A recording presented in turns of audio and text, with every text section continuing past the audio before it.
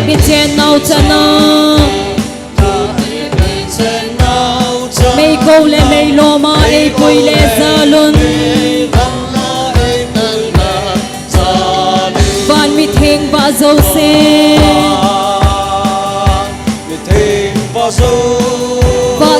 ba chơi dun chơi anun amite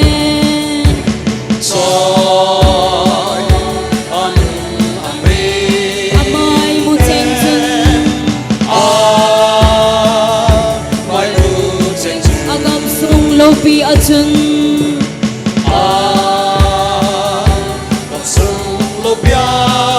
heart ki to lai sin anato ho zo sin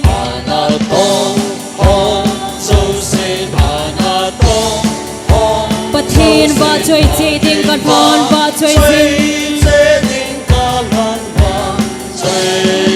ba choi sin man be ya mi zo se athat hin na tui na ai pe ai dam sa thei chu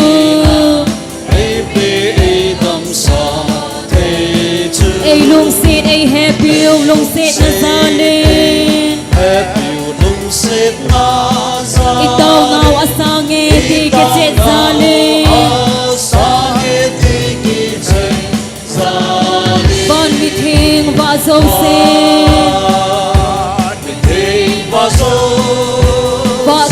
ba choi zun choi anun amite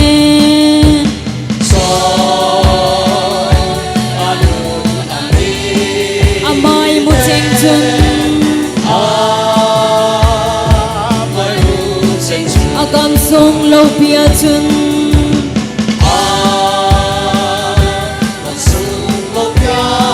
heart ki to lai sin anato ho zo sin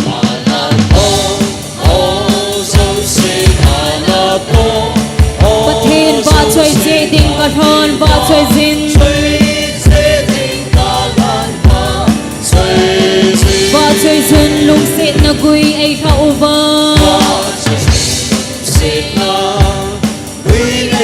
bang chunga thil pa to ai kan go mu ba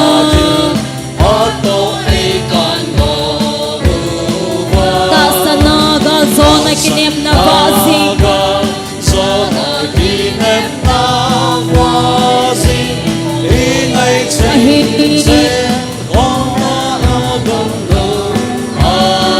ban mi thing ba zo se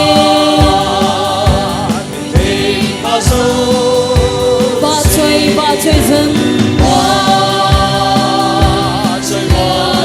choi anun amite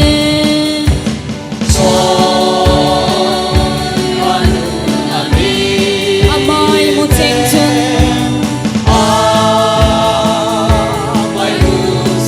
agam sung lo pia chun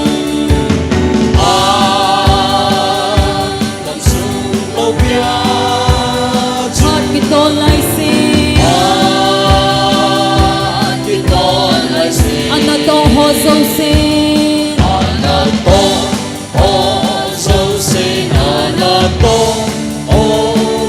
pathin ba choi che ding ka thon ba choi sin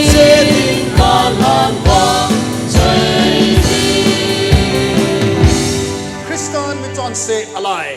see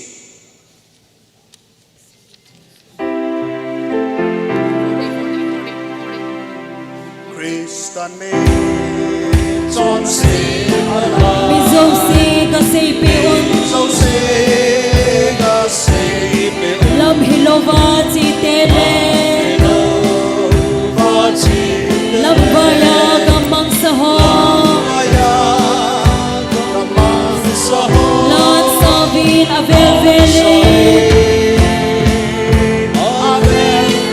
mi John se Christian alai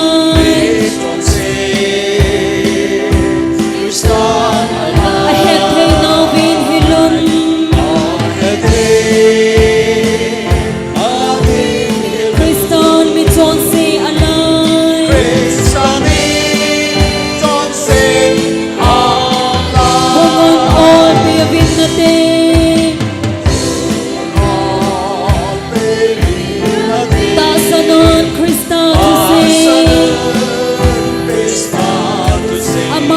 จนเสียอะไร จนเสียอะไร นางมาทรงทนมัวละดิ่ง มาทรงทนมัวละดิ่ง ลานซาวินอเวลเวลิน ลาซาบิอาเบลเบลิ มีจนเสียคริสตานอะไร จนเสียคริสตานอะไร อาเฮ็ดให้นาวินให้ลม เฮ็ดให้นาวิน คริสตานมีจนเสียอะไร สตานีจนเสียอะไร กะโมนาอุนตะโมยลุงเทงเสียละกะฮิตา กะจนเสียเนนอสอบเลย ตาทุเปกะกิงตะโบยลานซาวินอเวลเวลิมีจนเสียคริสตานอะไร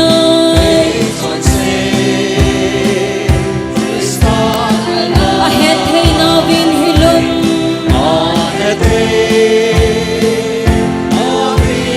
คริสตานมีจนเสียอะไร ค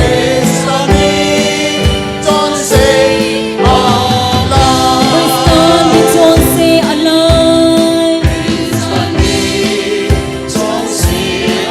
ไกมาทรงไอปามไปโบยจนเสียกิสอบยิมโซอา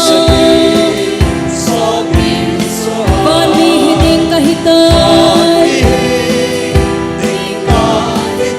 ลานซาวินอเวลเวลิน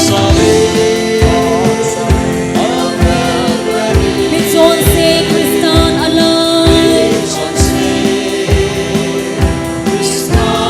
อาเฮ็ดให้นาวินให้ลม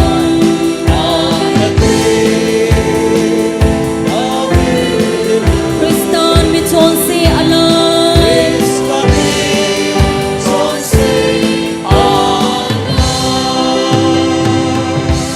Amen. Hallelujah. Nipitiyo tanom tapakai wa chola sawite. Ise zibang wa. Tuai pathin Yehova nuaitan tupi se ngalova. Ang inglut nule pakai koma taunai ke than dova. Pathin wa chola hal tal tanom tai sa diwi. Nang ma kahi o ai than dampu. Zanile som ngale gate G.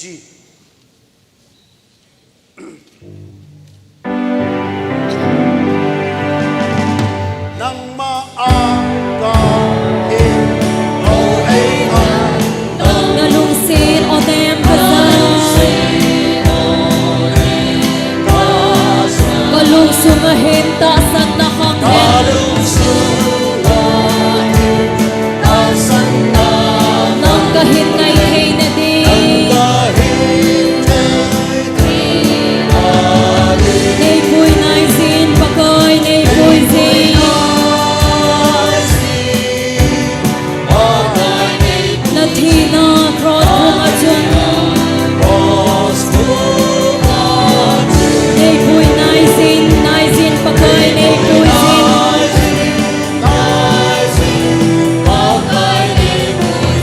Nakisan lo na achun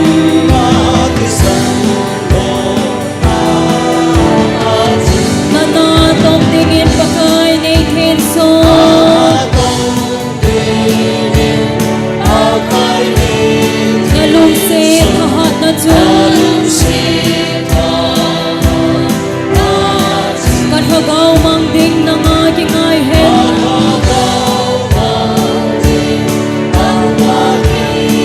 Nang maaga lumongin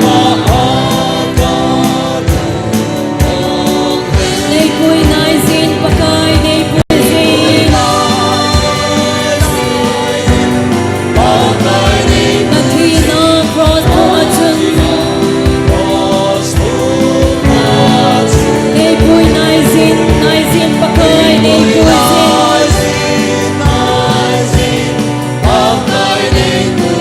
Natisan lo na achun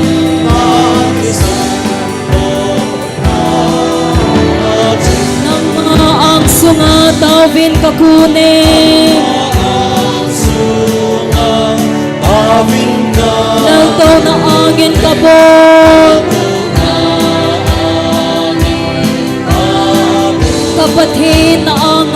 dil su hi Gol banga ng bel kahi Nay puy nay zin pakay nay puy zin Nathi na cross pumatun Nay puy nay zin pakay nay puy zin Nathi san lo na azun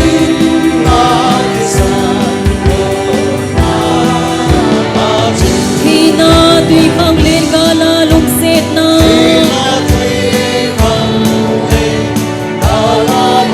A ume kamu thalo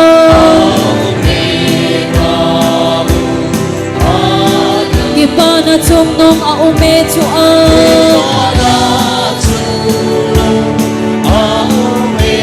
Kadun ting kay masan ting Nay puy nay zin pakay nay puy zin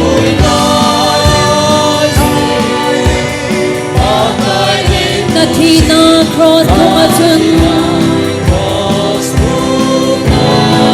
Nay puy nay zin pakay nay puy zin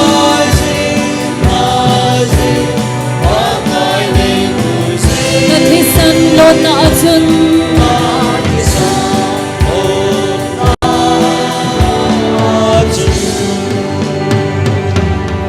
Nam pakai nam tin chunga vai hom zani le som gup legate.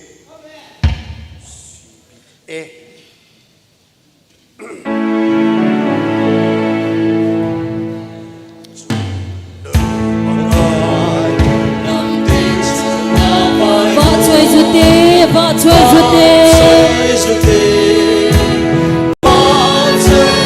Si bay bo in ang abun se un Ileng bao chu va chơi dun Phát đâm chẳng xa nang hôn Va chơi dun amin the Lemon keng ngồi nông Lemon hát chung nông Hồ ngôn thân ôm ta in Sông lên alo pina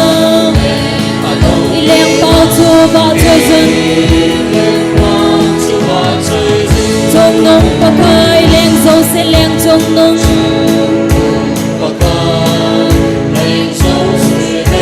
Va chơi du te va chơi du te At kahanin gan dâu siya vai apoy Ileng bao chu va chơi dun Hat dam chẳng xa nang hôn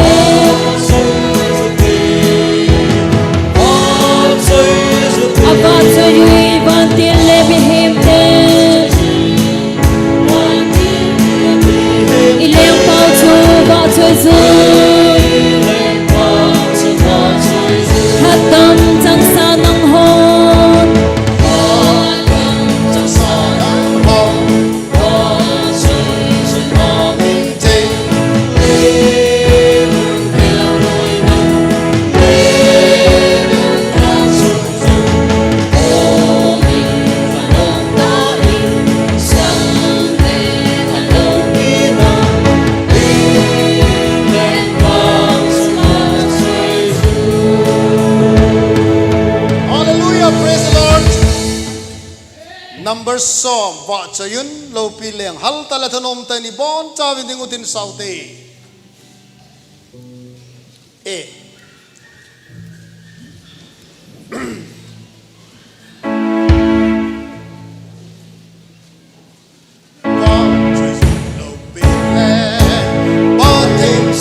và chơi dân thiên cái đăng ấy có bê gia luôn ôm bê dinh ấy thuộc đêm đi chen nào cho nào mấy câu lên mấy lô mà ấy bùi lê gia luôn văn vị thiên và dâu sen và chơi yo chơi anon amiten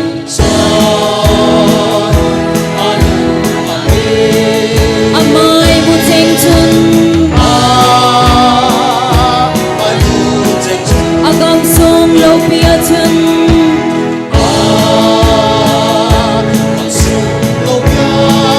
hat ki to lai sen anato ho zo sen anato ho zo sen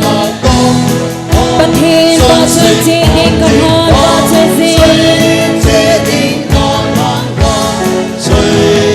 ba chơi chun man bia mi zo se a ha in na queen na ap ai dam sa thei chu ai lung sin ai happy lung sin na zarin itaw na asangin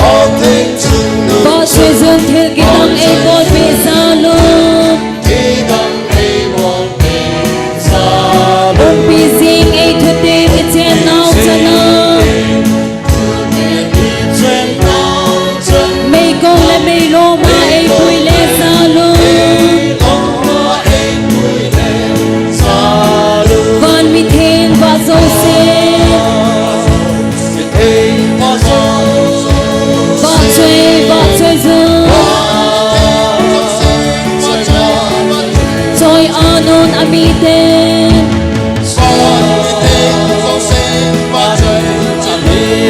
amai mu cheng chun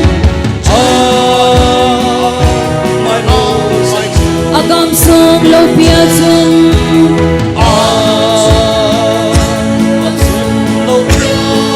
phat ke to lai sen ana to ho zo sen ana to ho zo senประเทศว่าช่วยจริงประเทศว่าช่วยจริงว่าช่วยจริงมันเป็นสามีส่งเสียอาทรเห็นนาทีน่าไอพีไอดำสาเทจูไอลุงซีไอแฮปปี้ลุงซีนาซาลินitaw nga wasangit ikitsit salin konmiting pasosin bachoy zun choy anon amitin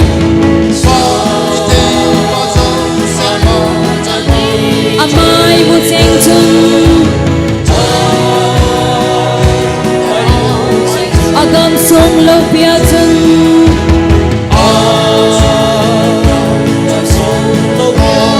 hat ke to lai sen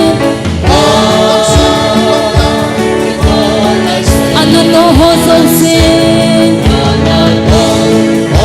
ana to ho zo sen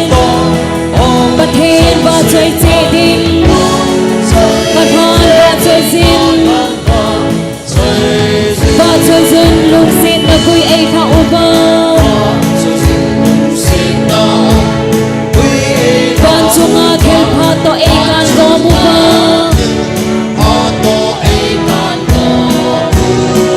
ตาสนาการโซนกินเนบนาบาซิง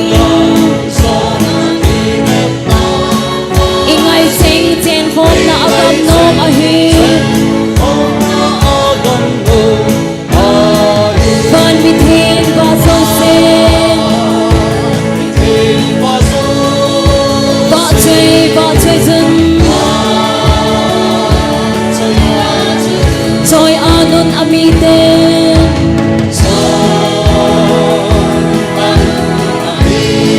อามายบุเจงจุนอากำทรงโลเปียจุน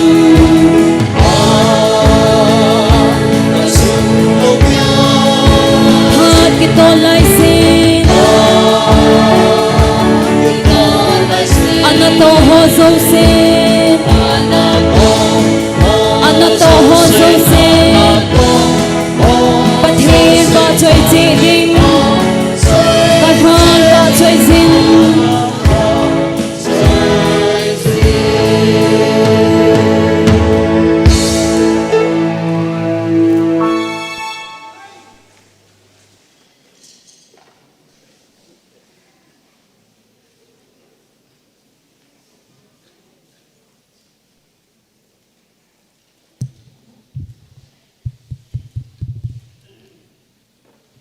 amai cham bel thia leise nin khu dam nale phat pha ap wa amasan pa pathin thang bai num hen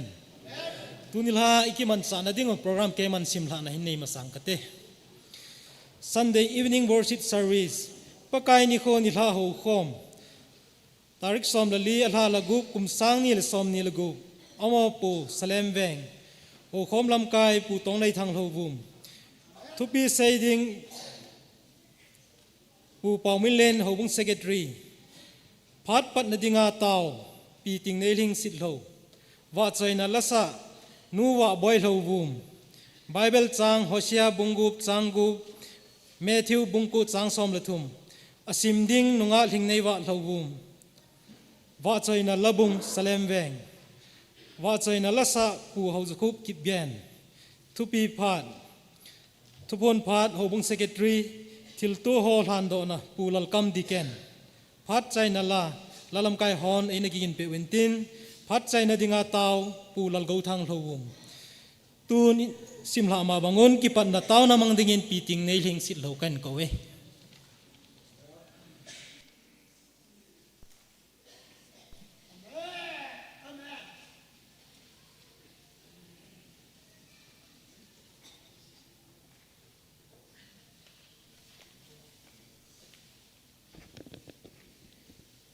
ตาวตีลงเสนาละไงลุดนาอาดิมเสหิงจิงกระเป๋าเทงตะกระพะเทปากายกระกำสูบอยหันลังอูเลนาวละอาการนละเมานะเห็นโคดิมจงละฮิจลายโฮบุงนะจัดเตขัดเจในจินวะปากายตะบังหออมโลวะนังมาโหคอมเทียนังมาวะซอยเทียพาดหอยในมุสะเจอนเฮปาkakipain kapakai Jisu menin namin lopi tak akan thang wa e pakai tu ni la pha na ka program hung si panding ahetan pakai akipat na patna asai ne ge ya nang ma lopi ne en ni umpi wa boi ne le lungjin ho to ne chum hian wa zon chan ge ya e pui le zon e pidivin e hu hing kapakai Jisu menin katawe amen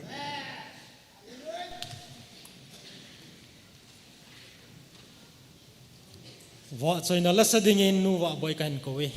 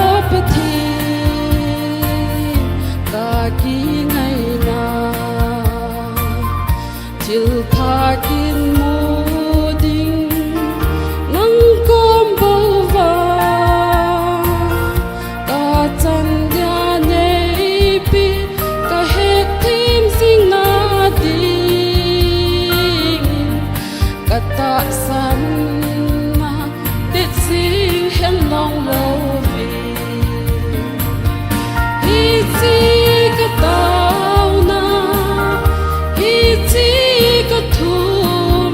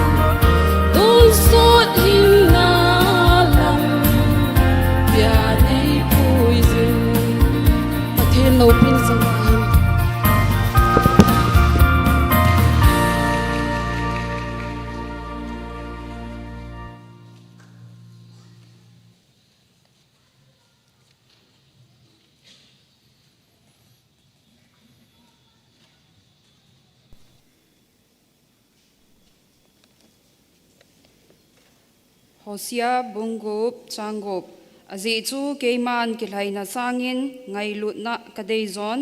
pumgo thilto sangin zong pathin het ding kadei zoi Matthew bungko changsom lethum nangho chewin keiman kithoina kange poi ki khotona bo kange e ti hi ipi ki seina ahi ga ki hilun ize inem itile keima michon pate kowa hung kahi poi michon sete kowa hung zo kahi bowe ati pathenin athutheng isimnawa phathei bo pitawen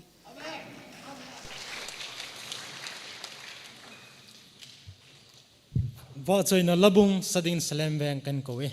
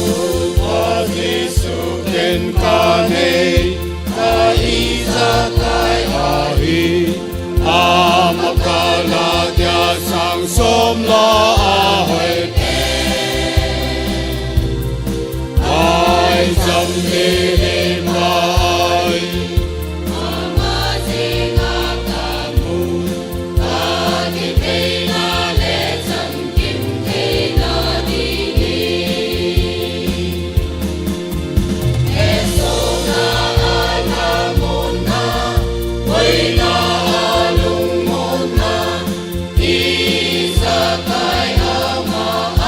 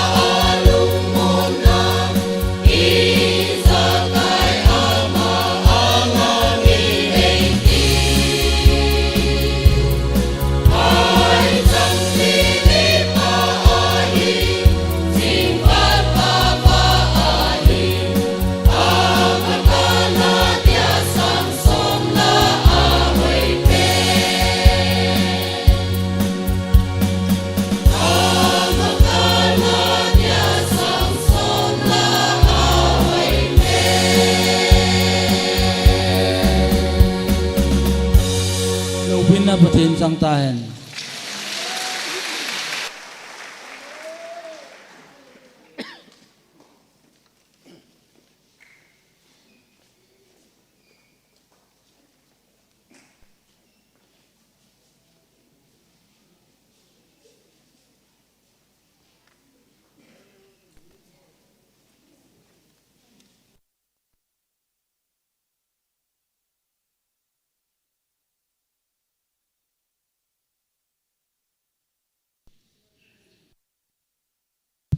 Check.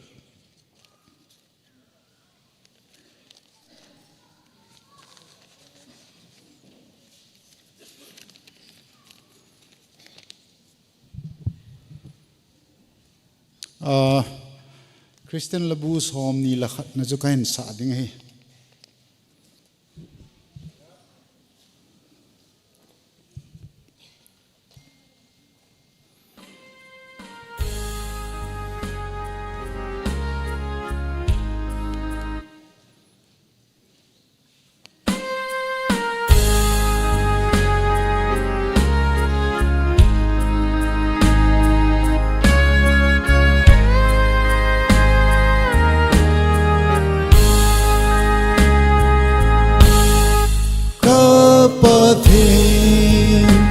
Give me John say,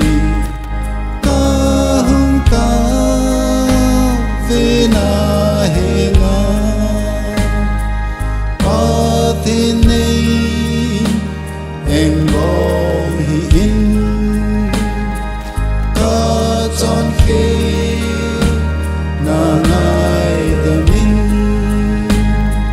patine em vô hình ta chân khi là ngày đầu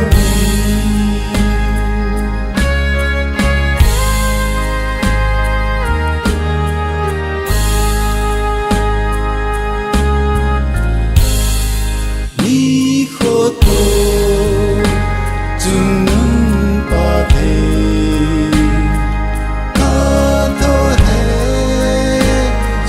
Bonito, Kamitli, Longteuli, Kanato, Lesubeji, Kamitli, Longteuli, Kanato, Lesubeji.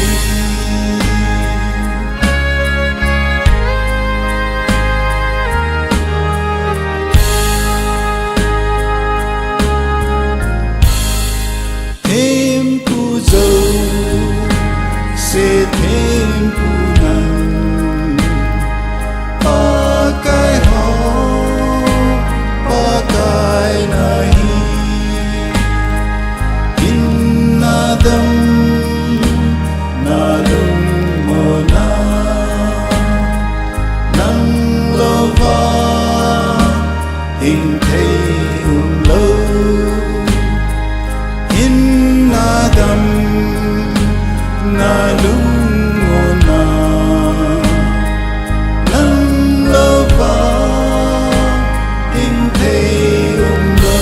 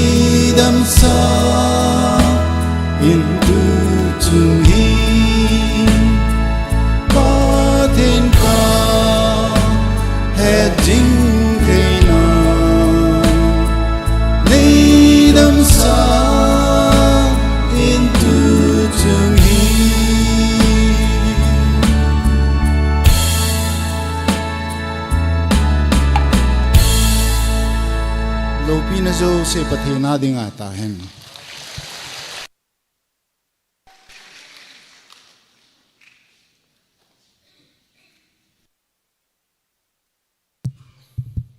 ทุปีพาดตูนปฏินพัดเตยโบนัจังปุมินสปีการ์ปันพัดมันเห็นโลปีเต่าเห็น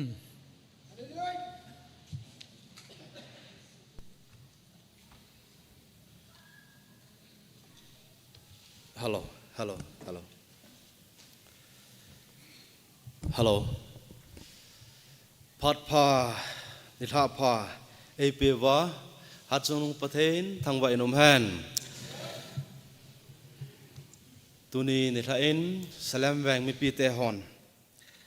Ay suhal lewin, solo zong, nute khat, lepate khanin. Lunglut ta la thêm tại đây sa pewin kitil khaumin. Vang mi pi ho jang thanom tain vang labung ki hil na a apanguvin khosunga mi masaho la a kalung themin ahung kilangin amina sedingin pu asal vum pau kain gal do in ama pau chang ki mang hen lang hele salam vang ho chule salam vem masanga analam kai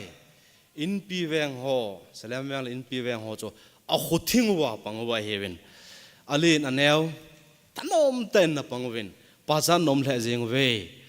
he che he kitet na zong khat hinan pathen ingai lut naw hobung ikiloi khom naw ngai lut na ichen naw weng ngai lut na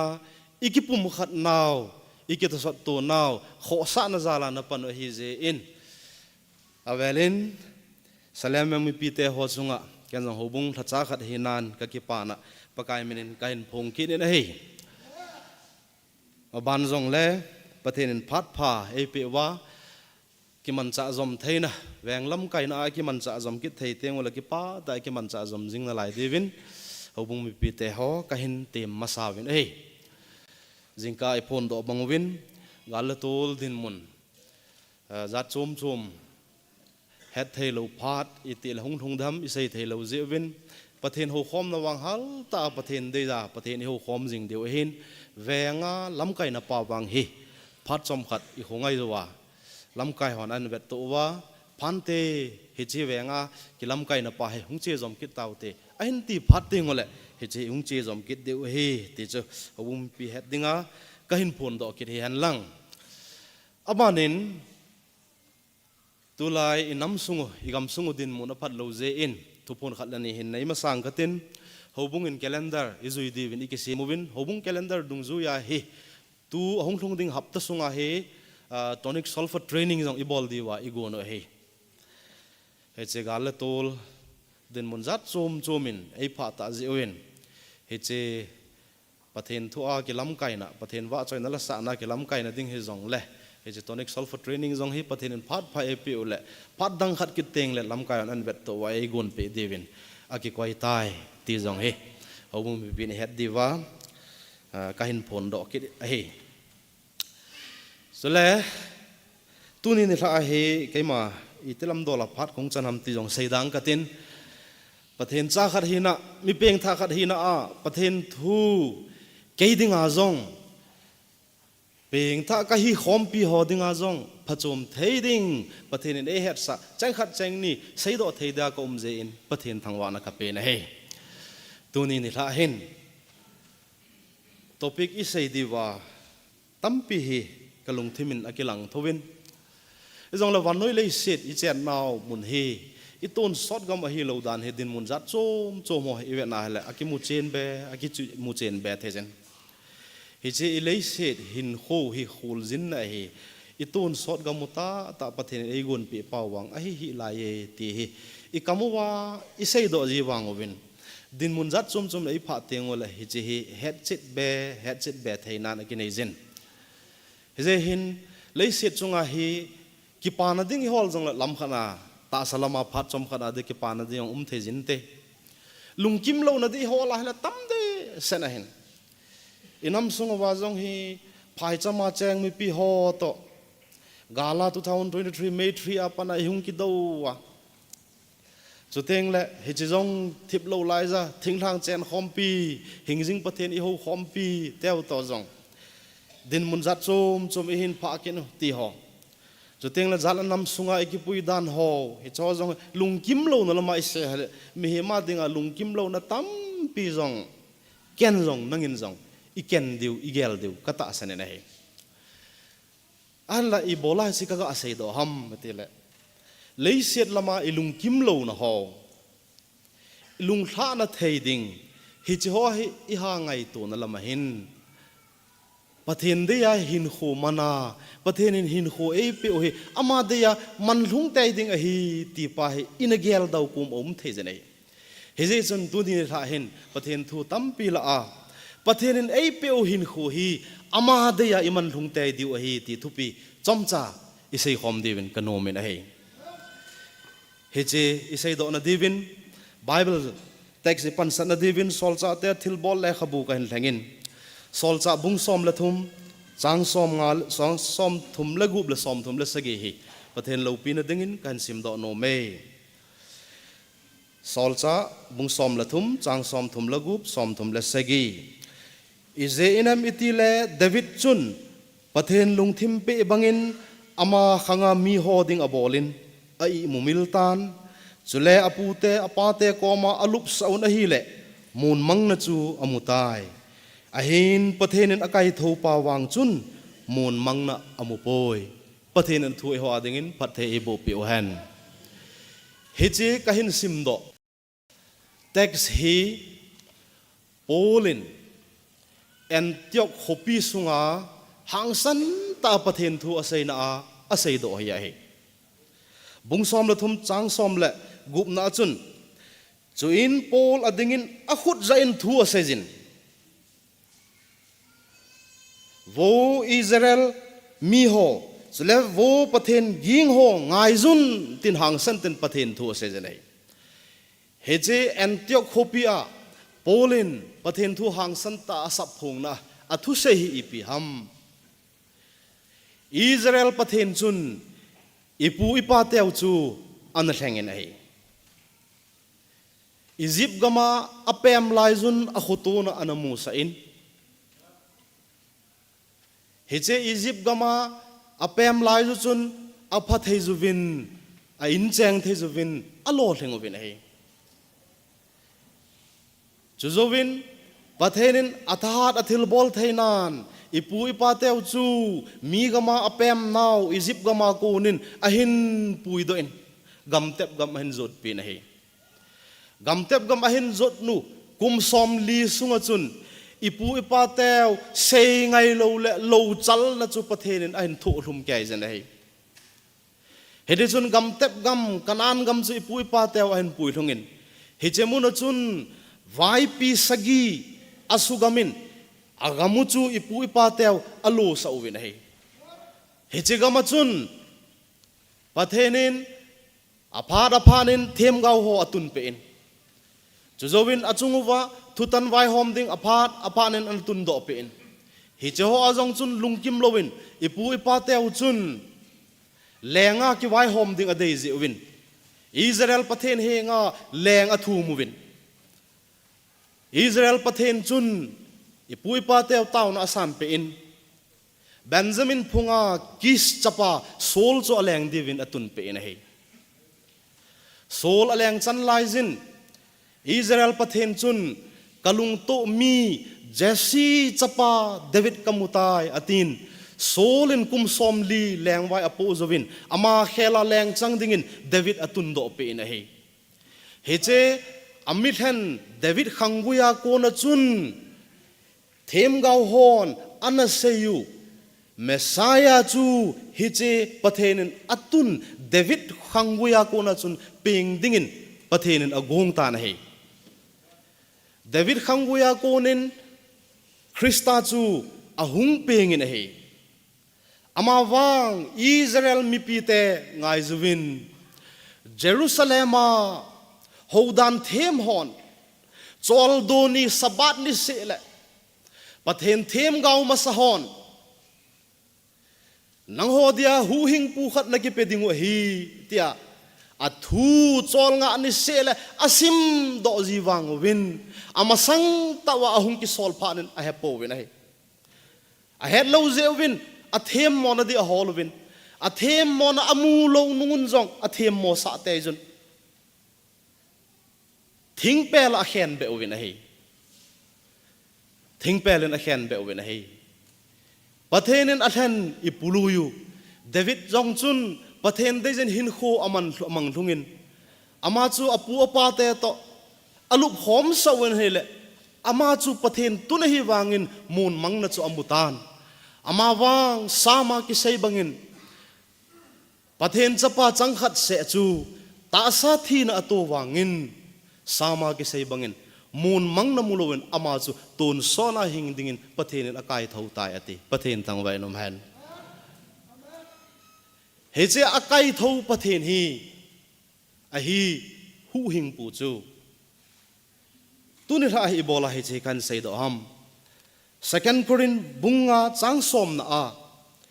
izeina mitila mitinin ta sa athil bol apa hele a se hele athil bol dung zui che a to man asan che thaina dinga e hoi bon chawa krista tu pi tan na anga chu ikila che ding o hi pathen thu ho din phat thei bo han he che pakai jin mun mang na mu sa lawa akai thau pa anga hi lei ki sem tila patna lei set le phat ki chai ge ya mi he ma peng tapo nu me hi han pasal hi han alen hi han aneu hi zong le he che krista thu pi tan na anga chu idin che ding o hi he ipakai ju jesu krista anga khat waiting le khat che a idin dingu a hona idin diu zong he pon ke zong ka changa ka din ding nang zong na changa na din ding na cha zong a changa ding ding na nu zong na pa zong a changa ibon chawa khat chi a ipakai ju jesu krista angai idin diu hi je he je a chu leiset hin kho iman sunguwa e kristen hin kho man na wa hin mitam ten na kristen hin kho chu iti naman justify abolwem abol hi wem hiji chong chu mi he mu a thil pha bola hin kho man chu aphanai ama wang phar khat teng le e hu hingwa ikupai epakai ju jesu krista anga idin tengu le lungthim gil khol to mi hem lungthim zo se hepa chani chung thu atan ding ya he he je krista anga chu idin diu hi je a leiset hin kho khat se ene hi e hu hing pu de ya hin kho iman thung lo kho ai ya he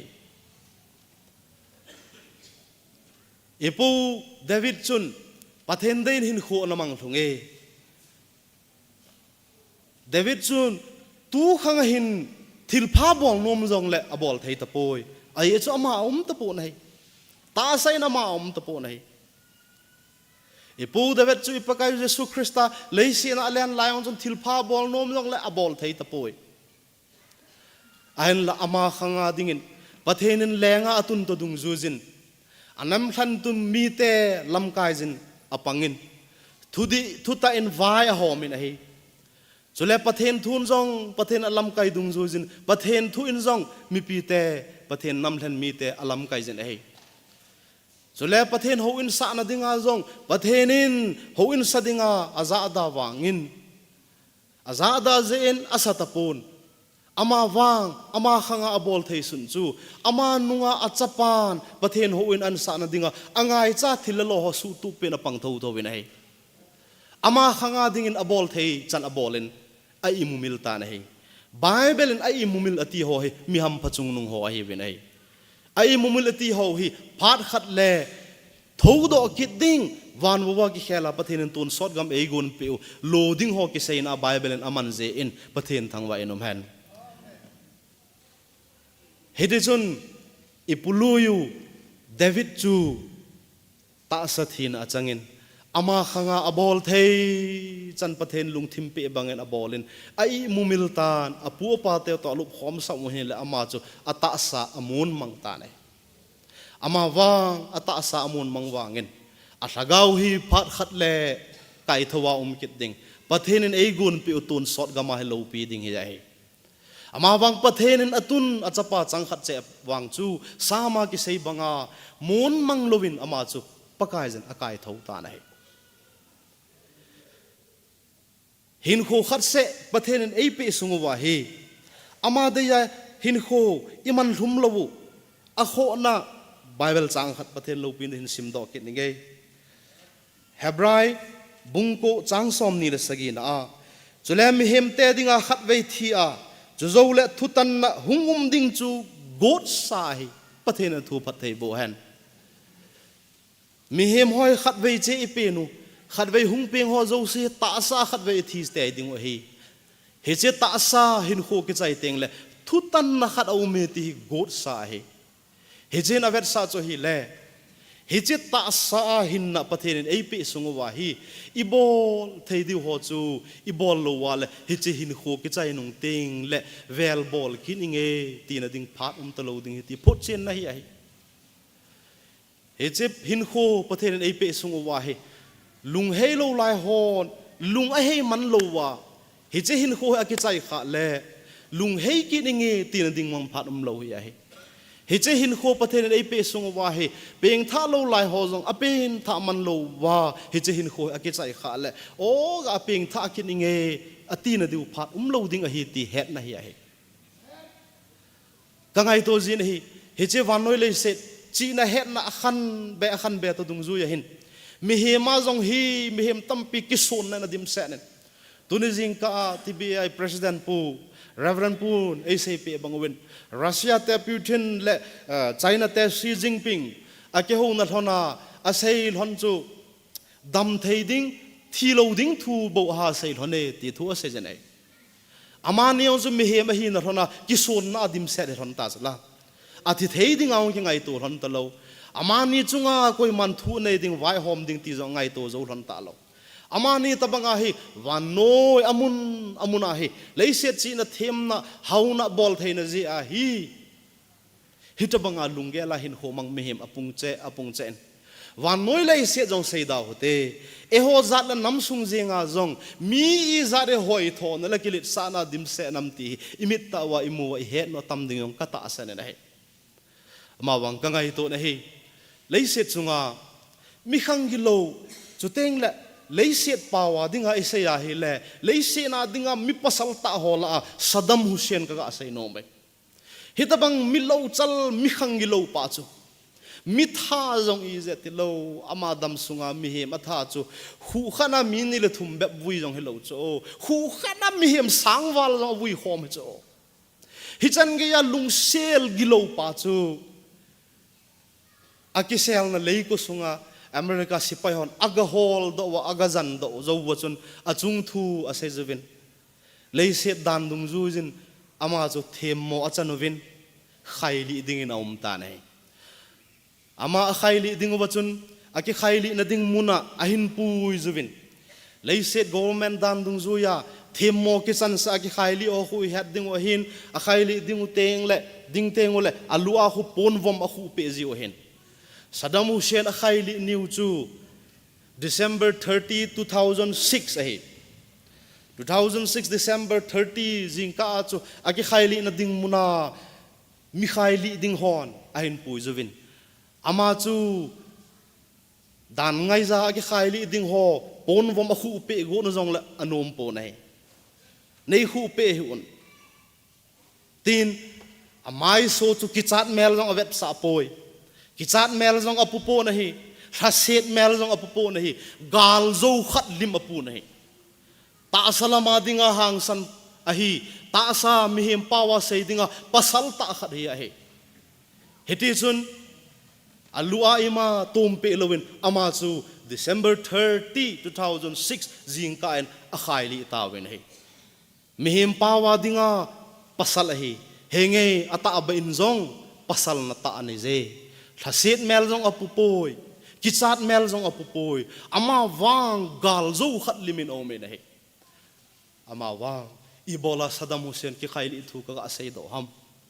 Saddam Hussein bangahi leiset sunga, eho nam sunga jong ki pasal sa talung tata, ama wang alung helo mi peng talo ho, Krista nga wang pasal lo di wi ahi. Krista nga zun thalo ding koi ma lo ding hi ahi.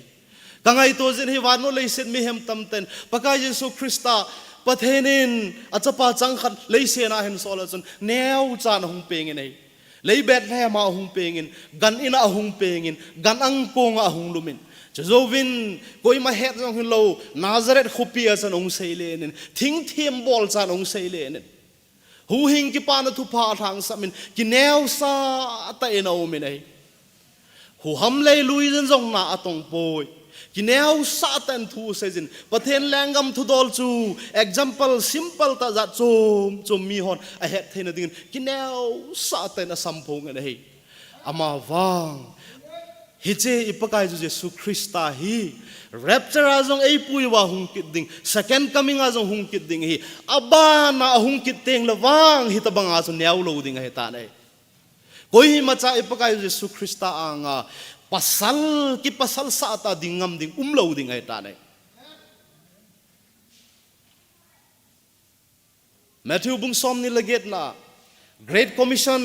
thupe len sol na len ei pe na vanjong pakai son amata na se ni wana na leya thunai na zo se ke ma e ki pe hetai ati nei par khale pakai Jesu Krista hi wana ko na amata a o to vantil pi pui o ginto pathen sumkon ginto ki thua wana ko na hi ei pui wa hung kit ding hi he che pha chu tu ni dan ta hi ta hen lang hi le ipi ti di vem Hiji rapture iti hi tuni dan ta hela ipi iti divem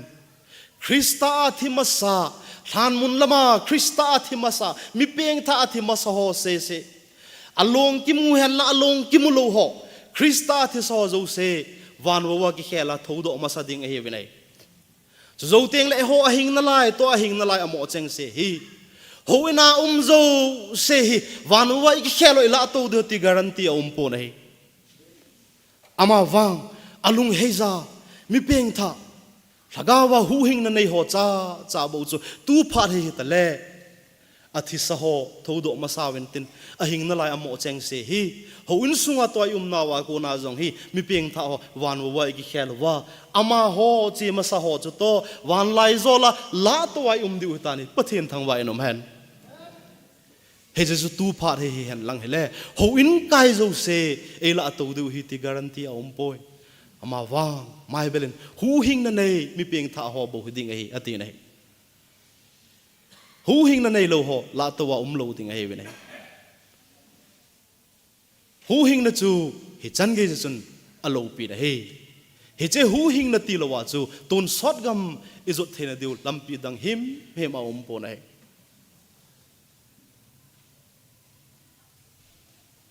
Korea te Facebook page sat kaga follow ina hele pathen thu sei jivin angai ta jong sei jivin ama hona ha sei la khon hoin kai ha ta na focus win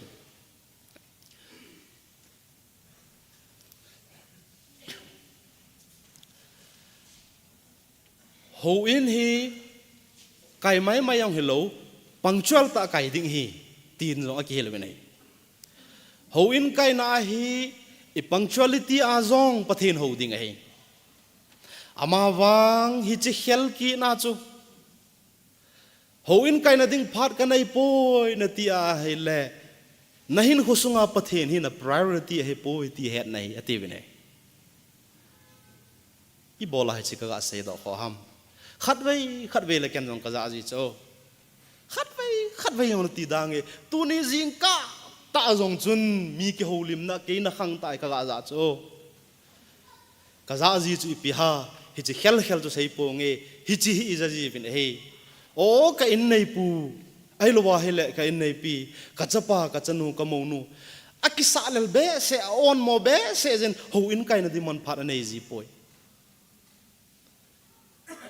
mi khachun ho in kai na ding man phat anei lo wa hele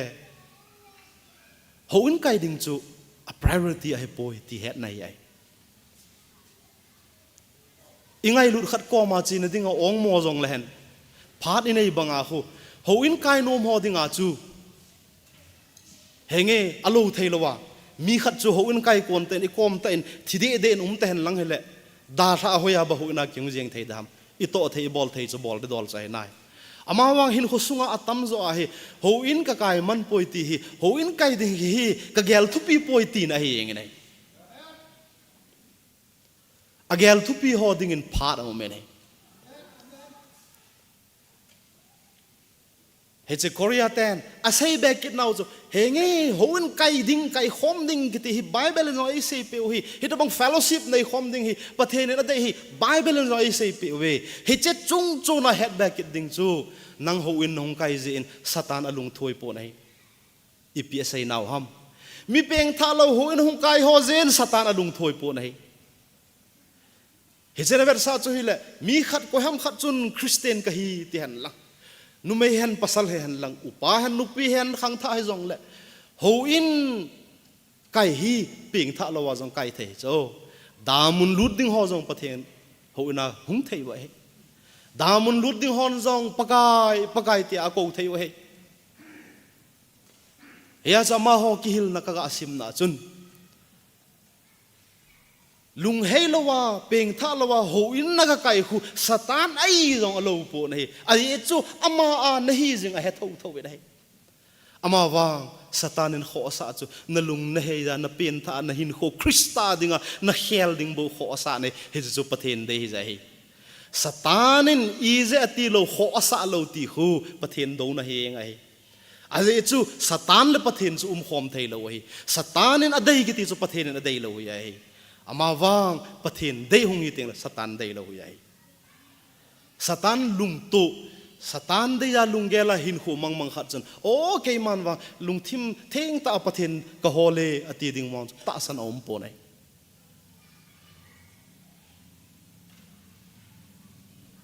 ke yong khat be la ka ke ngai to jin kun i je e ti be se hi jong le tu hin hobung thacha khat ka hi na chun hobung in thalo nei sim pe win pathen lung sen in thasi le ka kisan jin atam athom thu ka sei go poi he je tu a thalo hobung in ei sim pe zat hi chi amount zat ka lo do zo lo nunga zong khu ho thachana he ka to a hi chi thalo hobung ei ki sim pe zat hi kasan zong le lấy set thila amang thai thei ding thila ka ki man cha sanga ho thua ka ki man cha ding hi pathen in ei dei pe zo tho tho we nei ama wang pathen lung se den tu hin koi het chan jong ka he de poi thu sei jong koi sei them bang ka sei them zo poi chi na jong koi het chan ka nei zo poi ama wang pathen in dam na e pen het na phep khat ei pen lung gel the na phep khat ei pen na to the na jong I chanam khat pathen ei pen he che ho bunga hin na tong lowin uming katen lei se na ki hin so na thei ding in tu hin ka hat pet kadam pen na tong len to ho bun lo ei pe jar sanga tam zo ka lo thei pe na a hlom zo lo dinga ho ina na ka to theu bunga pathen hasana ka to thei hi koi man ei pa cha lo wangin ke ka ki pa in kitil ho nan ka nei nei ai chu phar khateng ei hu hing kapakai Jesu Krista anga kadin ding ka ke henin he che kapakai Jesu Krista anga kadin ting tu ka thagau lung changa he ka ga mu ji cho o ka cha ipi chi na wal jong na nei pon them na wal jong na nei pon thu sei them wal jong na he pon a them ta jong na he pon vai hom thei mi pui thei wal jong na he pon ama wa na hat sung na dam sunga thil dang ngai to lowa ka chana na to o phep khat ka pe chunga hi ta san ta na hi zen tun wang na pakai alung a thai jin ton sona din na pakai lung thai na lutan 80 ding thagau lung sang kagal do thai tan pathen ka thang vai nei pathen in dam na ipe le ka han na lai jin ka dam na lai jin ipina pathen in ho ve le kum kil le ei to sa dingam hin na dam na kan iza le set om na lai le ka hepoi pathen ei gun pe hi hen ama wang tu a ka lung thima ka ga ke ngai to ji min phase na chui hobunga tolop phep khar san jong hu 80 pe loi jong le pathen lung se na hi che sanga tam zo ka lo thei lai da a tha chana zo ka to a sumlama a hlom zo ka sana a ei hu hing pu de ya lung ka gela ka zo ham khama na ka to he ke din lung tha na tam ta len kitil khona na pangjin hai ibola hi chi ka gel tha thei ham itile hin kho hi khang ma sapa azun thil pha bowling e ประเทศได้บอลลิงเอติจงแรงกบอลไทยป่วยไอ้จุเกี่ยกันนะป่วยขังคิดเตียงเล่ทิลพาบอลลิงก็ตินเป่งทั้งกินในทัศนาตรงเอติจงแรงก็โตไทยเราดิ้งกบอลไทยเราดิ้งให้ใจก็เกลไทยกบอลไทยเป็ดจะตู้ก็ขังให้ตีเกณฑ์วังก็ให้เจียนตันประเทศก็ทางไว้ในเกณฑ์ก็เฮ็ดเจตตาเจหินก็ทิ้งไงก็ติป่วยเฮ้ยจนมีเพียงท่าขัดสุขหิตากับปะกายสินหิจันกยาไอหูหิงนั่นโลปีฮีก็ตาสนาก็กิสานลุตตาฮิเลจูเฮียนลังคำนัทเฮฮิจอยกับบอลโลดิงฮีก็ตีเสฮโลวินคริสเตียนสังคมมีตั้มเต็นจนเสร็จนะเบสเซองอเกลโลเกนจงพาร์ขนาดจะขอเบสเซองกันนะสาโลกัวดูขัดกันหินเกยองโปลินโอเกยมาตาจงลาโลวินขางอติโปลตก็คิดแต่กันนะฮิโลวินเกยองขัดเวเวลก็ยังไงตัวเจนโอ้มีเพียงท่าขัดก็ฮีอาโจขมาอัฐจันตรงขัดจงแรงไอหูหิงกับปะกายอาหุงนิเตงเล่กับปะกายจินเอเฮนะเดมโอเฮียจนจูไม่โลไลคำมาเทไม่ดาราฮิโลวาโดยเลยไอจ้อยโจว่าลำดีโลวาอินเจนกิเลสาหอยทอฮิจโฮดาราเสฮิโลวินโอ้ตาสาดิงาฮิเจมิเฮมตั้มแต่อิมาเกลโลกูว่าเห็นลังไข่นี่เห็นลังอีปีฮิจงเลยไอหูหิงกับปะกายเจสุคริสต์มินินบอนจันไปทัตางเอติอากิเกลท่านี่อาปนิขัดจากระทำตะปนประเทศกระทางไว้ในฮิจิฮิเกลเกยกิเกลท่านะหูหิงน่าโลปีดันกะเฮ็ดเสร็จนะไอหูหิงกับปะกายเจสุคริสต์ฮีตาซาเลลุงเกลาลุงทิมาเทนนะไตโลวากมูเทโลดิฮิกะเฮ็ดเสร็จพานินปะกายก็มากะกิปิลุนินไอหูหิงกับปะกายเจสุคริสต์เซยจุยดีตาขัดไข่นก็ทุ่งเกียฮิดิงินกะกิปิลุเลตินประเทศก็มากะกิปิลุเทตันประเทศกระทางไว้ในคริสต์เซยจุยดีตาขัดฮิดิงาคิวกะกิปิลุนายหินเนอาเทนโลนะเซเซเฮโลวินกะลุงทิมเจงินจงกะโจจันินเทนนะเดลิงเอตีวางฮิปะกายกะกะกิทันนะหินถ้าเกาเทงประเทศลำหิลนะถ้าเกาเทงประเทศแวนบินนั่นละปุยหอยนะพาเทนินกะกิทุ่มเจงินอามาวางฮิตบังลุงทิมามีเฮมาโกนาเสียโกนวางประเทศเอลาดอเปโจมปนประเทศฮิตบังลุงทิมกิโลกะเกนโฮอลาดอนันดินงกะตาวโจมปน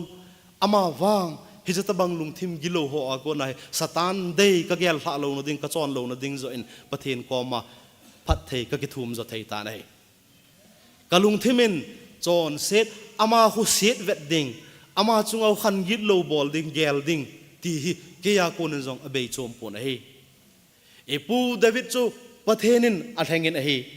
ประเทศนินอัลแหงเงินเฮจอนเซตนะจงอันไหนเจอีเฮวินเฮอามาวางฮิจันเกยจอนเซตนะไหนจาตัวเกยอัฐาวางินกิสินาดีตาไหนจาปะกายากิเปลุนาดีตาไหนเจอินตูนิจันเกยเลยเซตกิใจเกยาฮิปูเดวิดเฮตาสันซาเตดิงากิฮิลนานะปังจิงเทเจนเฮ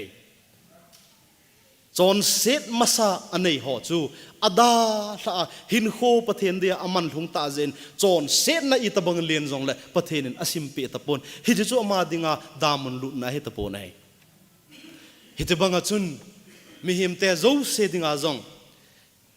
อิตาบังท่าซัมนะจอนเซตนะกินเอจงเลยปะกายจินเอโกนะอีเฮดเซนะปะกายจินเอหูหิงนะอีกเฮดเซนะ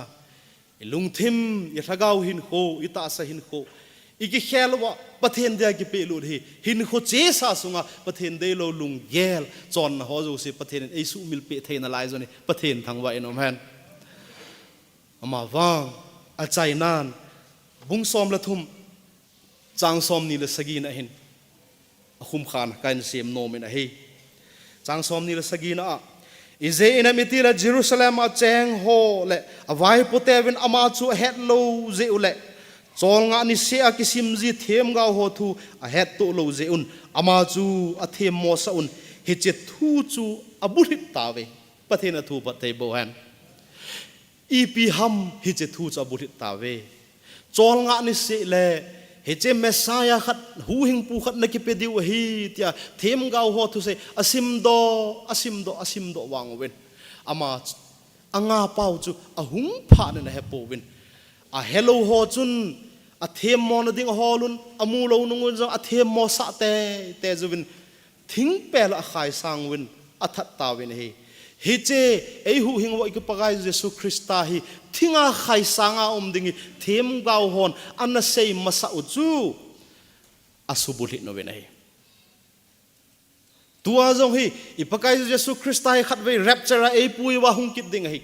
zo teng la kum sang lengam ma vai hom dinga second coming a hung kit ding hi rapture zo teng le thogim na ding hi lei se na zo teng le wan chunga wan gol wa la ki pa man hom na ding hi cho zo se ki chai teng le kum sang lengam hung ki chai aba ban teng le ton sot gam hung ding hi ti hi Christian zo se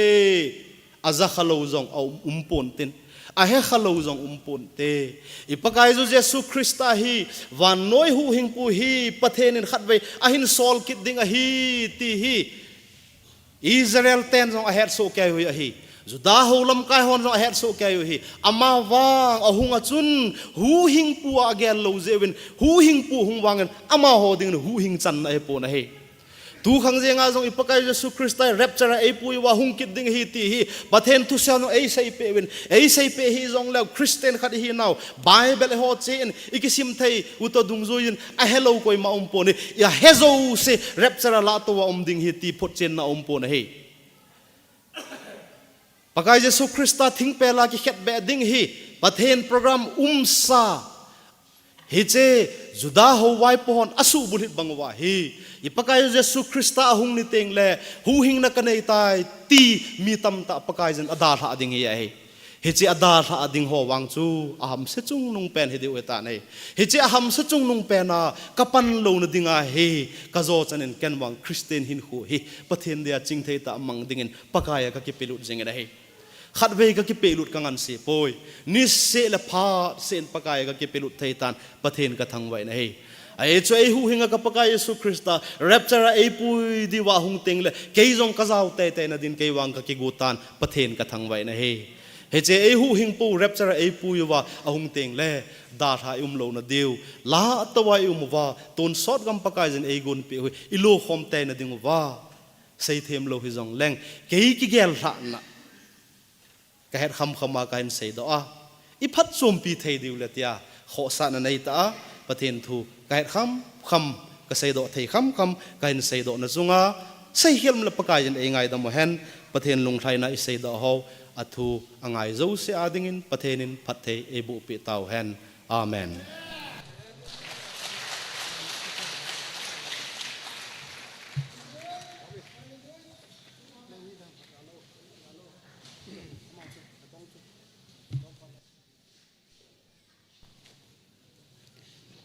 Tupon Pad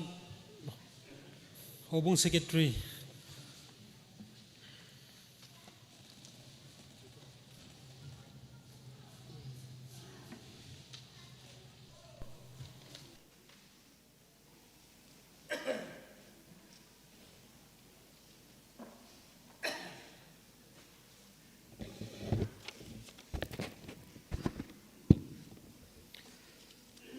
Thupun Phat Hobung Secretary ahentin Hobung Secretary pa panmun kain lu ahin Hobung Secretary pan thupi sai cha hetai tunila Hobung mi pite headinga iga phone do no muchu khatnain hapta program ho mi pi he theding simda inkate Wednesday worship service hijini kho ahi holam kaiding pa ne men thang hlovum thupi saidinga Reverend Dr. Thunsat Sidlo, Chuting la Men's Society Worship Service, that 18/6/2026 ni adinga, holam ka adinga pa henlen mang Sidlo, Chuting la tupi saiding, pulet kulun diken. Sunday morning worship service, that 21/6/2026, Hichinijing ka ahi tupi isay pi idinguwa, Reverend Hekai Shimte hiding ahin, Hichiniko hi pate ni khu ahiin. Hijini khu a kai khom na jingka ki chai ting le nute makai na noiza angol taw na ding he in hi cha he hobumi pi te ho zo se apang thei chan ipan ding win tim na le sa na nute lam pa ho thalenga kan nei na he จุดทิ้งเละปาเตนิคูนิลา Sunday evening worship service ฮิจิฮิฮิจินิลาทุเปย์ใช้ปีดิ้งวะฮิเอโฮซิเนียร์พาสเตอร์ปาหงฮิดิ้งไออินฮิจินิลาว่าจอยนลายสาปีดิ้งวะ Women Choir Quartet number 5 มหอยนักกิจปีดิ้งวินเฮดสามาสานะหงกินไอนะเฮกิปาทุเซนะเฮียนหลังอดังดังฮิจงเลยจอดทิ้งเลยพาสเตอร์ปานหินไซตันเต้นเฮดดิ้งอาลมอาบานาจิงปีมีปีตาวขมนะโฮฮีจิงฮับตะปาสุงฮีมิชชั่นคอมมิตี้เมมเบอร์ฮอลัมไกน่าฮะจาลฮัดดิ้งไออินจิงนี่คูอาฮีปูเฮลุนคงไซมิชชั่นเมมเบอร์เห็นติน Tuesday ni ahi pu pau kai lo vum Wednesday ni ahi pu lun jang hau kip chuting le Thursday pu sat lin hang sing chuting le Friday ni ahi pu hau thang lo vum Saturday pu tong jang lo vum hung hiding he hi chu chu tu hap ta sunga ikiman cha na deu gun tu ho iga phun do hin tin tu ni ra in hop som mi som thum le ko akon hong lo nin mai cham mi sagi akon hong lo nen membership fund mi sagi akon man hong lo nen he chuting le accountant po akona her sa chu haugin thang sit lo aman tu ni tla hop som ham mai cham ham apena dangka janga apewalin hi chu kai khom na ki khen ting le accountant pu ko ma anakila dingin accountant pun her sa na hen ni jin he tu ni tla he dinga iga phun do chu hin tin aban he pastor pan aman farmunan kila hentin seidinga lomo aban man saitan te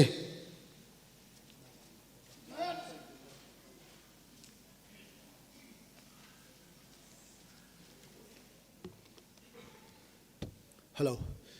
hobong mi te ho bon chawin ni pha kipa min ka kipa in tu zana khatna a pathen thu lopita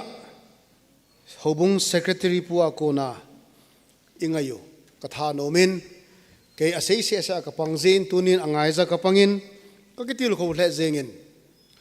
ken jong thu ka sei teng jong le min jong thu ka sei teng jong le phat chom na hi ipi na neyam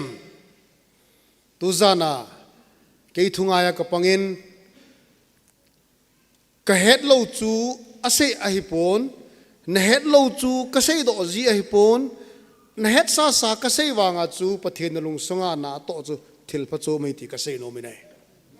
iza kha lo ngai dinga khyung a hi pon iza sa sa jong le pathen in pathe abo sa athu hi athu se yo pathen aman cha teng le ya dinga kal so nei ti ka sei no mi nei tu za na keiman pathen thu lo pi ta acp na wa khat na keile kan sung mi te chuteng le ibon wa ekal son thene do khat hin kho hi khat ve bo hin kapen ta akit le phadia ti jong am thei pon chuteng le hi chi ithi nunga kisi kin the jong om poi ti chu thugil ta acp uben ilung thim masumil po hitin kitchen jingo hite ti hi ka sei do no mi na hi aban kina honung kai zo se hi wan gam lu de tin am poi ti yong chu i het sau jong la thene acp ki nu wi nei hon kai mana wan gam kulu de hi de poi ai wan ka pen tha ja wan gam kulu de ti pa athu pi na hi a testimony ase lo pi ka sai pathen cha khat kahi na ke yong kuwadu ka na hi ati he chi serious he hobung mi te ho lam kai lam zui minu mi pa chapang khangdong very important ai lo wa hi le significant athupi mak thupi ka sai kuwadu ki ti e kenong ka he kuwa anane lai ho chu ane sing hi ai wangin peng tha khat ka hi na a zula sa ka ngole khamna the ka ngole ai wanga kuwa ki hoy ka ngol dei ti a atawa ki pe tha angol thei chu pathian ka thang wai nei ama testimony a ko na tu za na hi se siang chu kal so na nei thi dingin hobung mi to ki go ti ka sei no mit na hi aban kina korea te umchan hobunga akiman cha now church attendance ho in kai athupi dan ase nawa ho in kai te te ding aphat cha kai ding punctuality ata ba hi ke yong korea a kum thum ka omen regular ta in kum thum kasimin chuzowin another 3 years ministry a kaumin kaziyong kapuin hoin ikai teng le pungkhu pungsom la khana kai ding a hi ti chu pungsom la khana khu mi kimji ai tai heteng chole 20-30 minutes su church hymnal pathen wa chola sai chu pathen ho na mo lo hi ata be hi ichi gi ala to na ki changlo a hi hizia ka sei ji hi ken mi te umchan pathen mi te umchan akham khama mi ho akhang to imu hi zui ding ka ti a hin hizia chu pungni gin nga lo ding pung khat gin nga lo ding pung khat gin masanga khu ki go tup set ding pungagin la hon zut dinga hi ichi go de ti ki tep na wa hin tu hin yung khang to che tawin pung ahong gin teng le lai hin mi za khat lang hing ji tawin pathini thang ba wi nei punctuality angai jin hi hoin kai aphat cha che ding pathen holding pathen thu ngai ding pathen wa chai la sa ding pathen thu sei ding chu teng le pathen thu sei ho long chu theng pe na ka se hi pathen thu sei mi zo se ka pe lo hi ai chu nang le ke gunta ka sei ni hoin ka hi aha hi bai lo wa hi ipisenam nende do ki chi lo wa ki sil ngi ma hi ki sil ngi ma zong hai von khel zong hai hi yo ta se o de ding a chu ha sa ta ki chi a man lo thu ga ngai chu kanop lo hi hizia chu pathen tu pulpidi mi zo sia ding a poi kati he hui ta kati ai hizia tu zana hobung secretary pu ta san na ka nei ja kinam na ka nei ya chom khat khong ki vop hon sungai pathen thu a khan na le chuteng la testimony ho ke na pathen to alu la ka na tunia heche pulpit ministry ka pia lopi ta pathen to aiwa zevin ama chukin pathen ka thang vai nei hichia chu all ala to ai phadung ki pe di wa hi tun kum ke ta bang hi tang lovin pathen thu kan se tu a hi pathen de sei ho la cho adang dang ho kan pe pan dai phade cha ji go di wi mi du the ne mi du the ya I pe diu gen thei ta hasta ho nung kai ho hi mo ai ki le sa lo de ti pathen tu sei dinga lom chang ho la cho tip na le challenge ka bo lo mi nei chỉ tôi cái là chú hậu bung bị tiêu thân om tai hang tiêu yung lo nào gà chú ine tai tai tiêu thân om tai chỉ tiêu lệ ikile tiêu lệ tu ni pathian thui chỉ cái ngài zin cha te ho nau te ho nang kai lo cho phamon e in nei pu tia pho sanga ithungai chu sei pe je zo da hi ti ka sei no mi na hi priority atikin na hi priority tu zana hoin kai hi hon kai kakai man poi ti ho chun hon kai sanga pathen sanga thildang atupi sa zo hi ti asei do pathen thang ba wi na hi chi chu hi ya chu leise chunga kiman lel na ampoi ka kiman lel poi pathen lung se na ka kiman lel khapo nei ka bai wanga ka kiman lel khapo ya tu ne praise and worship team ko ma worship group ma ka se hi no na lunglut po wa na thau no po wa hi le hapta si a hi lasa dan hong khet dan I mazo se ikihil diu na ho training a ready ka hi ite boy jong le ka ti ka priority chu hobung la thanom ta isa diu I hal diu chu ke ka priority ya chu hilanga ka boy ka ti a chu no thama koi thelo hi chidu banga chu mission ho yo ka boy tin praise and worship lakhil na nahong lo wale priority na pe lo heti ka sei no mi nai hi chu hiya chu thil ki tu le se chunga hi kiman lel nam lo ai kwam ka kiman lel ti dinga pung thuma na tho a world cup vet na dinga phan na ya jingka hon kai nga na thon nga phan na lo ai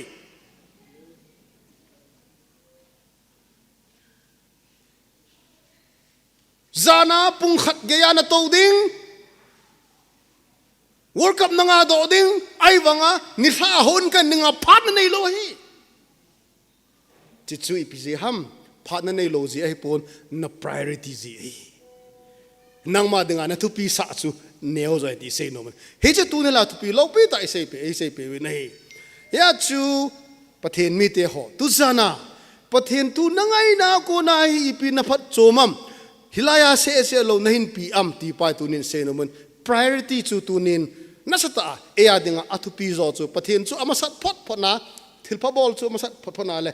kiman le lampoi hallelujah pathen thangwai na man chỉ chú jis kitil khâu na diwa cho tên là abba na ihet sao ahi na bana ikal son ben diwa keya dinga zong ka kitil khâu ne cho ka se hin tunizin ka pa na salem weng ten hal ta in makayun thano baumin zanira zong ka chevin tuni hoina asa uchu zanila asa uchu insunga kiloma iko hoi ta sao hin angai le jengin chiwang hi hoina sanga laya hi ngei penin ta kana ti hin ai wang tun tha hoina sao chu life asa uchu ha ngein angai jin akipunuwin thanom ta na sawin ama ho zalin salem weng te zalin pathin ithang ba ovit hi veng program hi mo igimo pi oi ti I het now bana thai isu igelo kidir ki tim nei aba nai sharon de hin iti pa na hungdam aki hepon ana jing zeng ovin ka sei na hi Christmas lighting le a Christmas ni kho sanga veng ki kho mu ahal zoi iti jiwi nei chitabang banga chu I veng I chan tengole I che a Sunday ni kho a Wednesday ni kho a I podo ma sang wa khu I ju khom naw ki pun khom naw ichi iwa choi lai sa khom naw khu hal do ding idei sana hu ya chu heche veng program ki si mahin salem veng te hobung la tha hal ta hon ta na sa u ki pam le jengin thano ka san no ozong angai le jeng along dil jengin hi tu sen ngai in hona la so ya bon chan athim so ke ji nahi ain la hilai ka hi ethics khat kasim do jong hi pon koi ma nei sei pe ke ma lungel a hi in lai sa teng le lung set ta in ange ne ding hi jong le hita ki nunga to a beso tener ho atuma sa pa kho bol po hitin mi pilang zo nga nutin mi nungat lovin hiti a I o a hat na ding de na sa pa kho I piong to hat chum de a hi pon hiti new style khat a hi in hiti style la do ta ti ka tim no mi nei ai chu mi to ki ngai lu jang a lai sa chu Bible jong sei pon kasim do jong ai pon ai wangin common sense anum pui na ti chu ka se he te ba khat ve le I bol jivin ange ding idei be se jivin ti pa cho hin kondak pu abulla nga ponin ahong fel le jengin ai wangin hichelain dem na kane ye ti a revelation na thupona asei banga chun ya chu thupi sei cha ya chu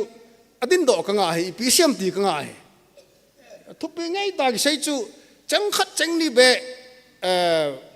anga sei dam ka tele tun secretary poi tau te ain ti yengin na he chu ka nga hin ya chu ikite na hin kondang en jong lasa ngai taung ki sa teng le comment bolding khat aumin teng le pathin thu jong comment bolding khat aumin ti hoi ya chu abang khat chun pam kondak hi na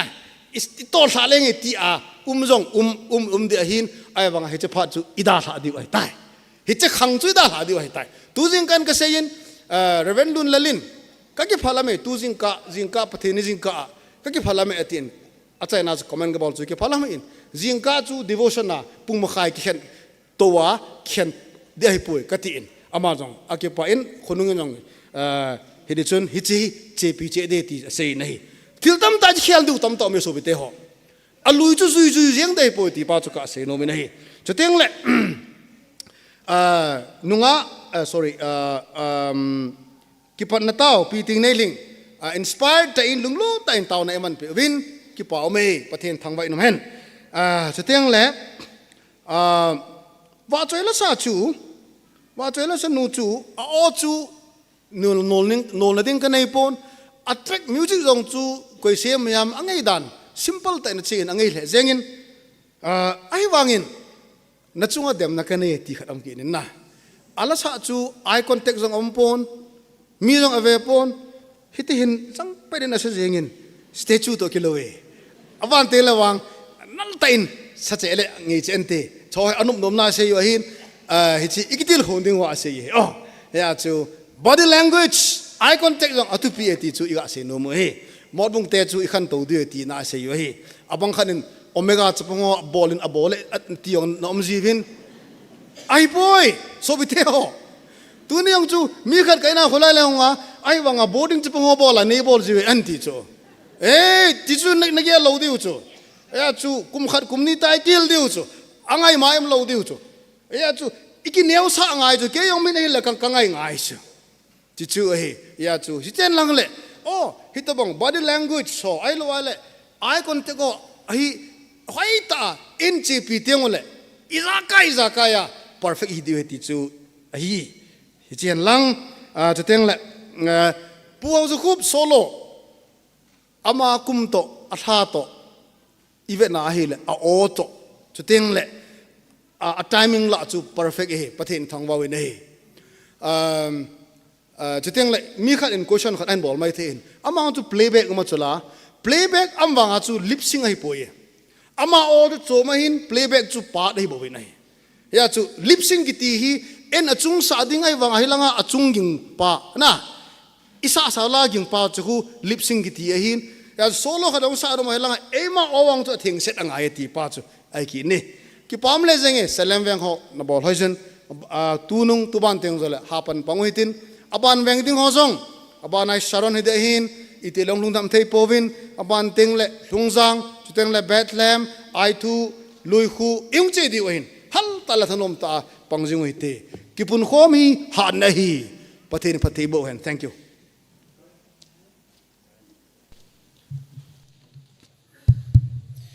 thil to ho hlan do na taw na mang dingin pulal kam diken kan ko we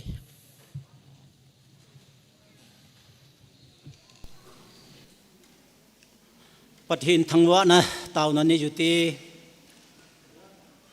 kabon chawa kapau pathin namin thiang lo pita thangwa na kan pimasa na hi tunil ha in nalha chapu nangman namang chan na thua ka kitil khowin ka ngai jun nawa choila kisa ho kitil khownan kan ni juwin jiban zomin jong ho bung mi thiang te la ko na mi som thum les ko akuna hop som namai chamun thing ang lun thei ta ji in ka kipa win namin ka thangwa win hi hop som hin pe ho pakai nangin phat thei bu jingin lang ato naw amu naw lampi chia nangin pan pi jinga phat thei bu jing dingin jong ne henga ka taw ne hi zu tiang la mai cham hin pe in sagi awme zu tiang le membership hin pe in sagi awme ama ni jong chu pakai ama ho jong chu in sung phat thei na bo a mai cham sem te ho jong angai chat dol chi wa nangin phat thei na chan dingin jong ni henga ka taw ne hi tu nil ha a nang thinga hung ki pe ho soma khan hi han lang mai cham thil pe hi han lang zu tiang le membership fan hi jong le hi ho zo se hi nami theng ten na leng da to na ka ni ding hi ta je in nangin phat the nei bu pi ta win tin jesu minin ni hinga ka taw ni hi amen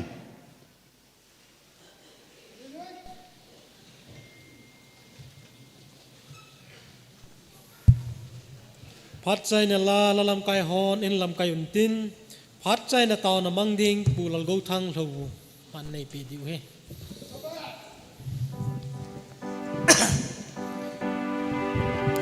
mi pi bom chan ding so kai te zathum le som li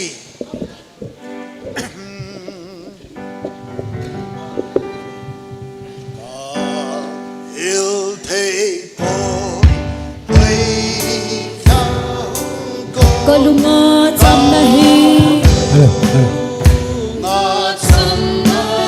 cham nan alo bo hi ka he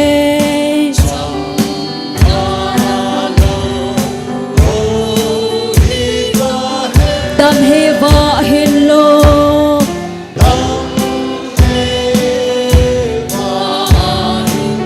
kalunga cham na lui pi alo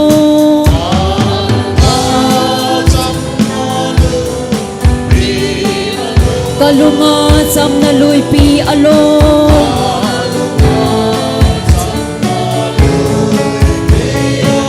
kavela sit na tui nom zong le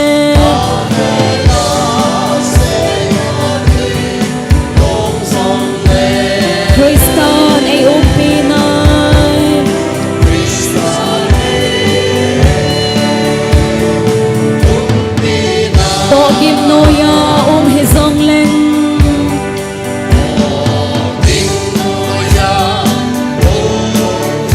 phi ki sel long zing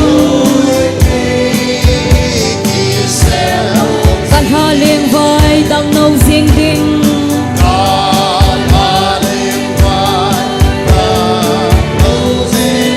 sanga lung hello ding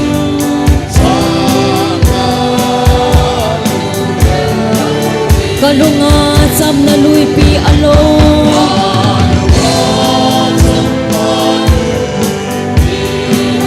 kalunga cham na lui pi alo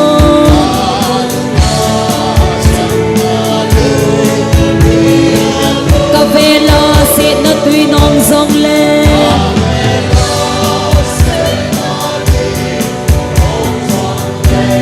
Kristan ay umpinay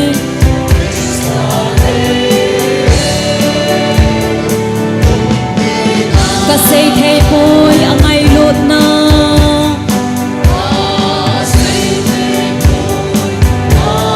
chung nung ay piuhi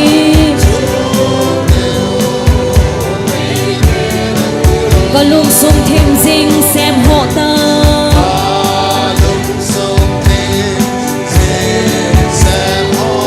ta san zal bầu ahi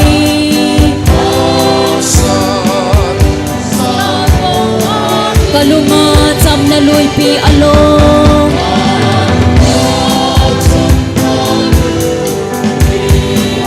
kalunga cham na lui pi alo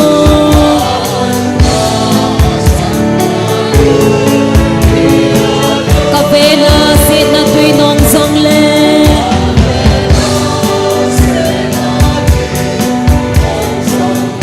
Kristan ay umpinay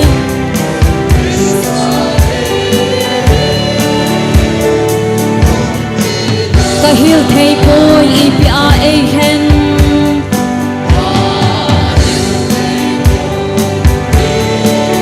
kim tho le thidinga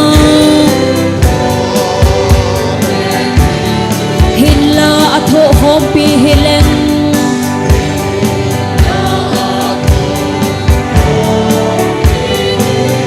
amato leng changging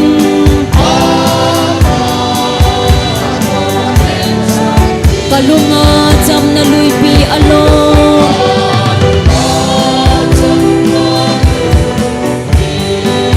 kalunga cham na lui pi alo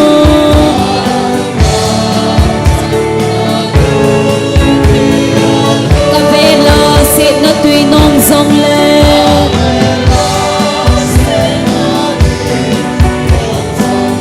Kristan ay umpinay